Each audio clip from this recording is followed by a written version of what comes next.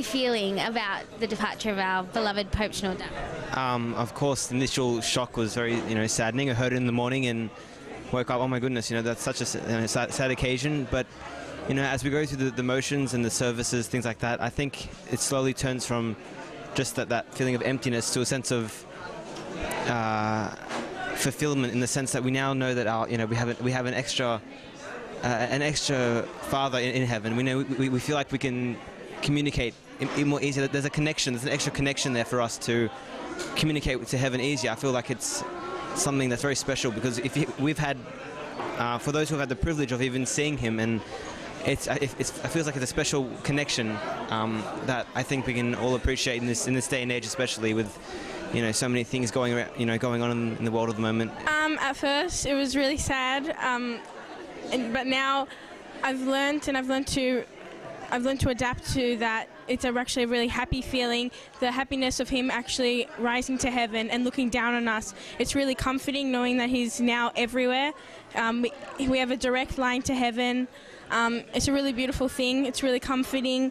So at first it was very sad, but now it's more of a comforting joy. He meant a lot to me and the youth, and I hope that everybody can see the good out of this. It was such a blessing to have him in our lives, but it's even more of a blessing to know that he's with God and that he's watching over us even more than he was before. And I really hope that people, that we see the joy that this has all brought. So I think, I know in my lifetime we knew none other than Pope Shenouda. So I think it's really a matter of, I think we took it for granted for many years, and I think it's really now that his stories and his lessons that are coming up after his passing, about him wanting to serve, him always taking the positive approach and being optimistic about and being passionate about what he wants to do in service.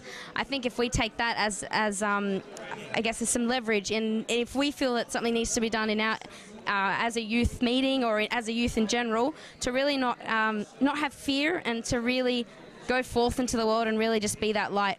Do you fear that his death will shake the community at all, or will be of benefit, or how should people look at his death? I think he even said it himself, with any death or any big event that happens in the life of one, his sheer faith in God and his motto of life being Rabbena Mawgud, or God is with you at all times. I think it will shake the church, but I know that the foundations of the church are strong enough to withstand anything. So I think we just ask for his intercession and know that he's up there with our loving Saviour praying for us. What's the biggest lesson that you've learned from Pope Shenouda? I think the biggest lesson that one can learn from Pope Shenouda is definitely that of humility.